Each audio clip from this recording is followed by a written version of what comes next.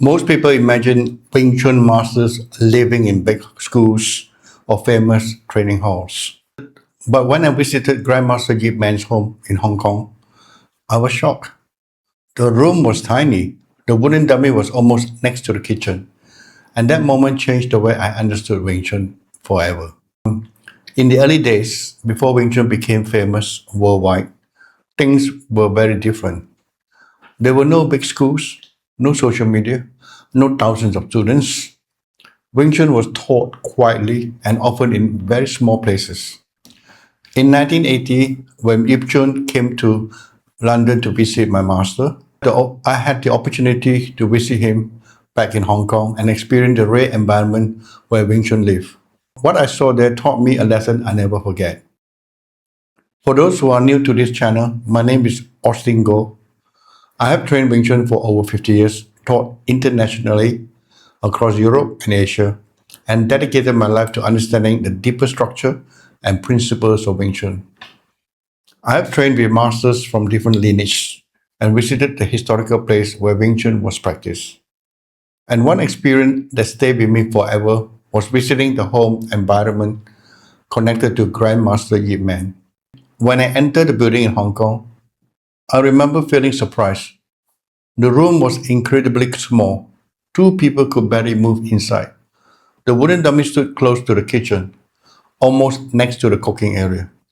This shocked me because today people imagine Wing Chun masters living in big houses or training in large school. But the reality was very different. Wing Chun was practiced in a simple environment, not luxury, just dedication. Before you trust your chain punch, take 2 minutes for this test. Will your chain punch fail you? The links pinned below. During that visit, I was shown training methods including stick practice, form training, structure drills. Yip Chun and me practiced 2 or 3 hours together. It was intense, but very focused. No unnecessary movements, just foundation. And I remember thinking how strong the structure was, even though the space was so small. What fascinated me was something else. Different Wing Chun practitioners have different body shapes and heights. Some were tall, some were short. My teacher was shorter than others, but his structure and energy were incredibly strong. That was when I realized something important. Wing Chun is not about copying someone, it's about understanding your own structure, your body, your balance.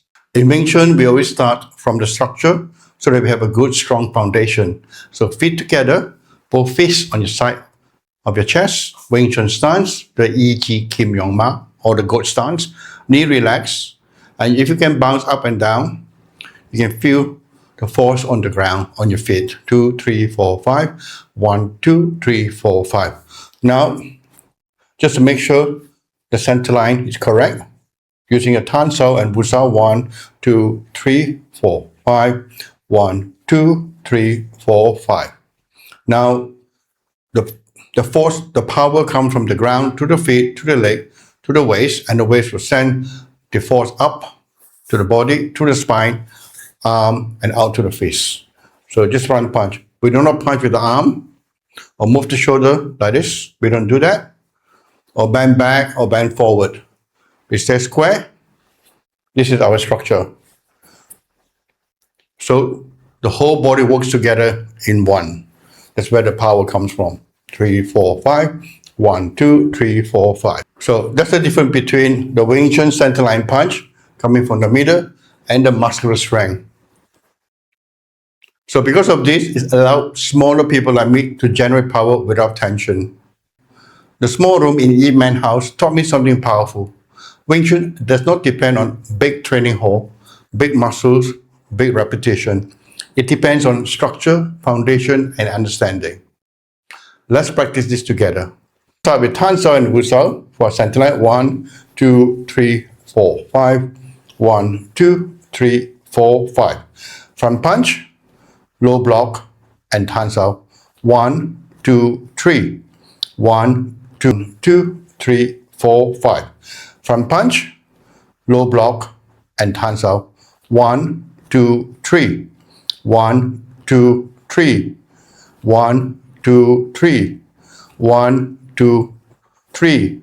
1, 2, 3. 1, 2, 3. 1, 2, 3. 1, 2, 3. 1, 2, 3. 1, 2, 3. 1, 2, 3. 1, 2, 3. Change your hand. 1, 2, 3. 1, 2, 3. 1, 2, 3. 1, 2, 3. 1, 2, 3. 1, 2, 3. 1, 2, 3. 1, 2, 3. 1, 2, 3. 1, 2, 3. 1, 2, 3. 1, 2, 3. 1, 2, 3. Change. 1, 2, 3. 1, 1, 2, 3. 1, 1, 2, 3. 1, 2, 3. 1, 2, 3. 1, 2, 3. 1, 2, 3. 1, 1, 1, 2, 3. 1, 2, 3. 1, 2, 3. 1, 2, 3. 1, 2, 3. 1, 2, 3. 1, 2, 3. 1, 2, 3. 1, 2, 3. Change. 1, 2, 3. 1, 2, 3. 1, 2, 3. 1, 2, 3. 1, 2, 3. 1, 2, 3. 1, 2, 3. 1, 2, 3. 1, 2, 3. 1, 2, 3. And relax. Follow this video and practice this every day for 2 weeks. Your stance, your structure, your center line, your front punch, your low block, and your tan sao will improve. Before you trust your chain punch, take 2 minutes for this test. Will your chain punch fail you? The links pinned below. Today, many people argue about Wing Chun, traditional, modern, MMA versus Wing Chun. But the real question is simple. Do you understand the structure and foundation?